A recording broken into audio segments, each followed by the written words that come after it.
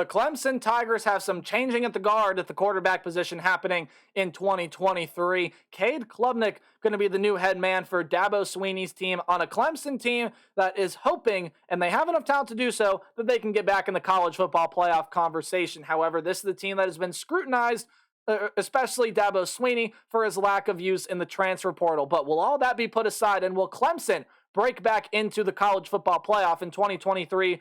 Or is this team going to be penalized for not digging more into the transfer portal? What's up, Tailgaters? My name is Tailgate Nate. Welcome to my channel. I'm predicting all 133 FBS level college football teams this summer, which means I am doing your favorite team. So hit the subscribe button and ring the bell so you know when that video gets uploaded. And there are more ways than that you can help me support my channel. You're doing one right now by watching the video. You can do more by liking, commenting, sharing, and anything else you think is necessary to help support me and what I do here. Very close to 1,000 subscribers. I appreciate what you guys are able to do. Let's dive into the Clemson Tigers in 2023. Getting a new offensive coordinator, some new pieces come in. This could be this will be an exciting Clemson team to watch this next upcoming season. Hey, how do we do preview predictions around here? We go through a roster overview, look at who the team lost, who's coming back, and who's coming in through the transfer portal and recruiting class, as well as taking a look at the 2023 Tigers football schedule and giving it a game-by-game preview and prediction. So without further ado, let's start talking about the Clemson Tigers in 2023. If my slide would change, there it goes. Quarterback room. DJ Uiagalelei has transferred over to Oregon State. Never really lived up to his full hype after the COVID season there at Clemson. Former five-star, really high-rated recruit out of high school. And, he definitely had his really good moments, but for the most part, got a lot of scrutiny during his time in Death Valley. 2,521 yards, 62% completion percentage with 22 touchdowns and 7 interceptions last season for him. So the transition to Cade Klubnik already began last year, and it will take full effect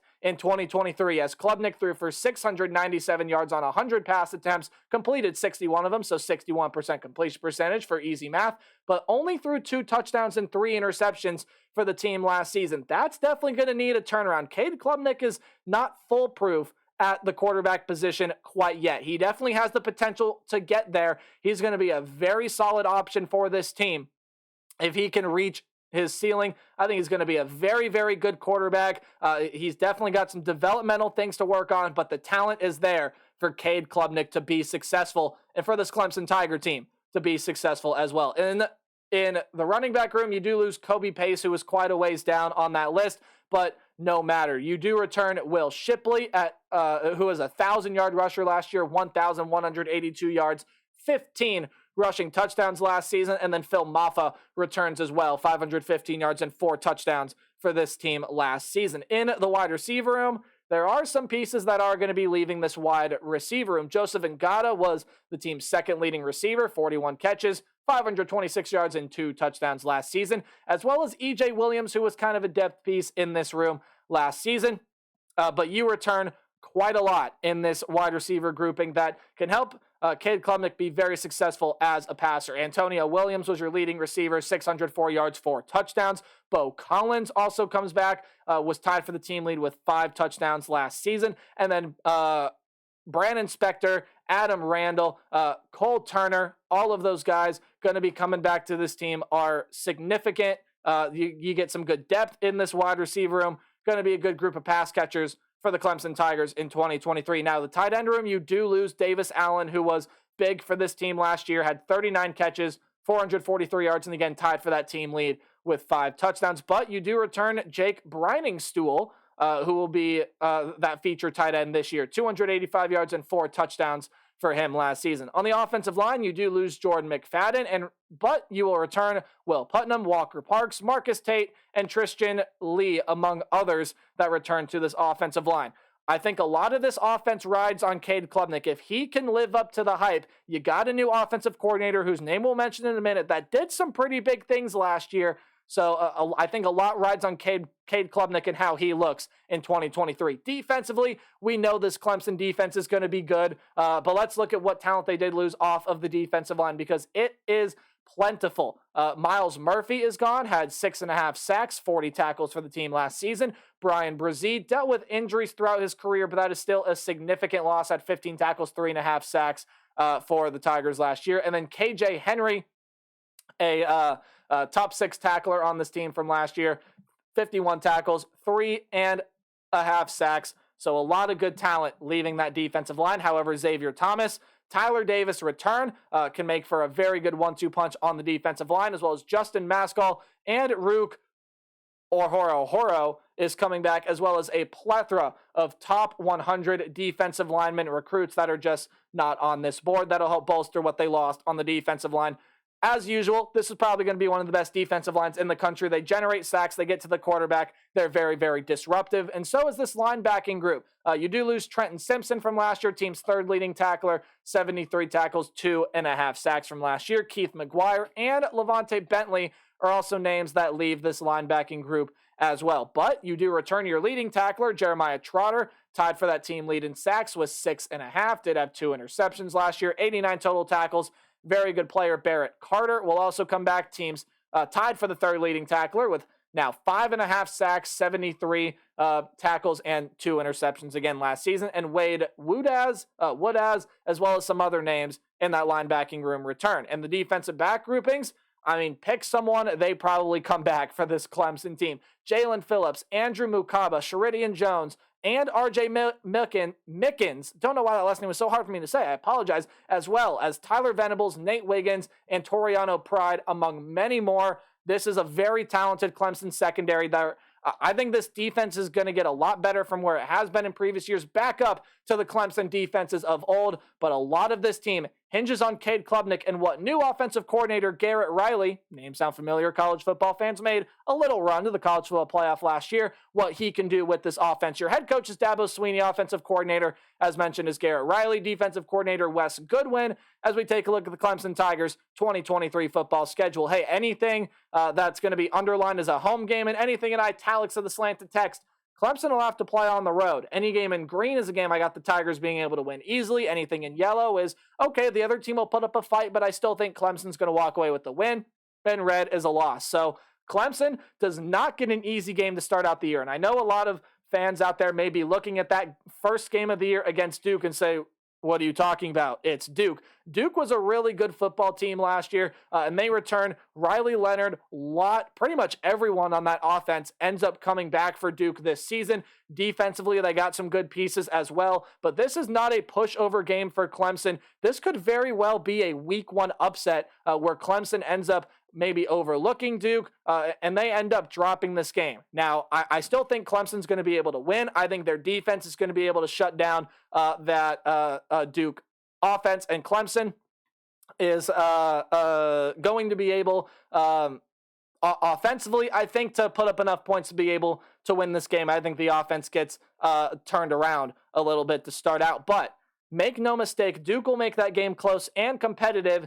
It is going to be a very interesting game to watch on Labor Day, that is for sure. Couple next games here are pretty easy for Clemson. Charleston Southern will pose no threat. Neither will FAU. However, interesting story with FAU. Casey Thompson going to end up being that quarterback there for the Florida Atlantic Owls. Probably going to end up being a very good Group of 5 team, but they're not going to compete with the Clemson Tigers this season. And then comes one of the big ones on Clemson's schedule. You get the game at home, but it's a sneaky team to get into the college football playoff. And as of right now, I believe, according to a lot of sports books, the slight betting favorite over Clemson to win the ACC, it's the Florida State Seminoles. Just did them earlier today, and there's a lot of talent on that team. Jordan Travis has a lot of big bodies in the wide receiver room. And when you take a look at that secondary as well, adding Fentrell Cypress, you have a lot of very talented transfers coming in. Jaheim Bell, Keon Coleman on the offensive side. There are some really good defensive line transfers coming over there as well.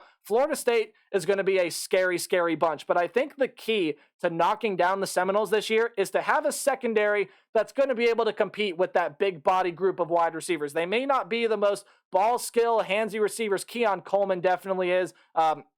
There are some other receivers there that definitely are, but being able to have the size to be able to compete with Florida State is going to be the main thing, and I think Clemson has that. I think they got a lot of talented pieces in the secondary to be able to shut down that Florida passing attack, maybe not fully, but enough to have this Clemson offense come through. The defensive line will be disruptive, and Clemson will beat Florida State, and again, another game of the year potential. I think that game is going to be excellent to watch.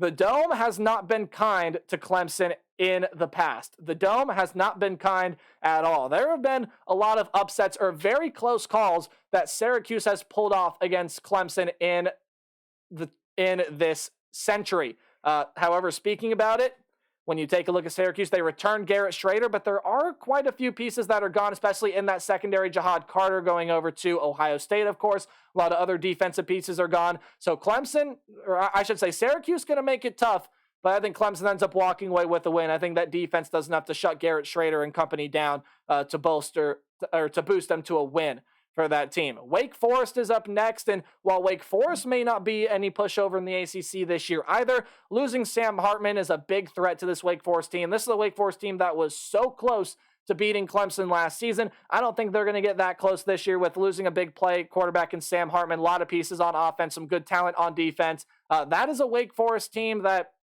I think it's going to get shut down by this Clemson defense here in 2023. So then you get your bye week, and in my opinion, it's a perfect time for a bye week because you got two very tough road games and then a super tough home game coming up here for the Tigers. But on the road against Miami is not going to be any pushover. I think the Tigers will squeak out a narrow win, but this is a Miami team that, look, it's returning Tyler Van Dyke. There's a lot of good pieces around him offensively.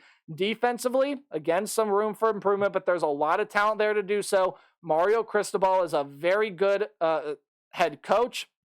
And they got a new offensive coordinator coming in there that can hopefully help spark Tyler Van Dyke. I think Miami's going to have a nice bounce back year, and they're going to make this one difficult on Clemson, but I do not see them walking away with a win. I think Clemson, by this point after the bye week, is going to start feeling their flow of the offense. I think Cade Klubnik is going to be really good for this team, and I think Clemson going to be able to beat Miami on the road. Also not much of a home field advantage in Hard Rock Stadium for the Hurricanes. I also think they're going to end up going on the road. You just saw my other prediction, but that's okay. Going on the road and beating the NC State Wolfpack as well. Brennan Armstrong is coming in there to be that quarterback after Devin Leary transferred over to Kentucky. A lot of pieces leave that program as well.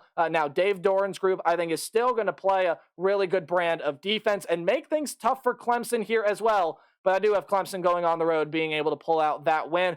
You saw my prediction for the Notre Dame game earlier, so I'll flash it up. But Notre Dame definitely, while I think that defense is going to get better from where it was last year, still has ways to improve. But hey, this is a very familiar quarterback, right? Sam Hartman was this close to beating Clemson last season. He gets another shot at it with some really good pieces around him offensively and a defense on the other side that definitely has a lot of potential to slow down this Clemson offense, especially if Clemson's offense is not up to par by this point in the season. I think Clemson, though, will play too physical a brand of defense. That secondary will be able to do not quite what they did against Sam Hartman last year. I think they're going to be able to slow him down a little bit this season, and that's what leads Clemson to the win over Notre Dame.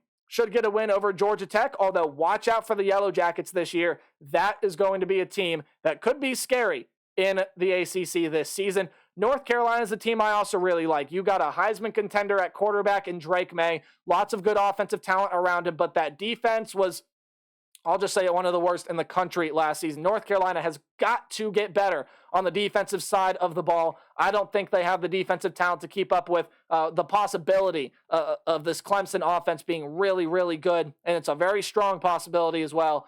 So I like Clemson to be able to win that one. But I think Clemson's going to lose a game somewhere, and I think South Carolina's going to ride the momentum from last year's win. I think people are sleeping on the Gamecocks this year, so I got a little upset at the end of the year as they beat the Clemson Tigers for the second straight year. Now, again, don't focus on that. Focus on the overall record. My overall record for this team is 11-1. I think this is going to be a very good football team in 2023. When you take a look here, Clemson's got all the talent in the world to really be able to go undefeated. They can absolutely beat South Carolina. Every game is winnable. That offense should be improved. That defense should be better as well. this is going to be a Clemson team that can push for a playoff spot. Let me know your thoughts on the Tigers in the comment section below. But hey, remember to play hard but tailgate harder. See all you guys in the comment section. See all you guys in the next video, I should say. Goodbye.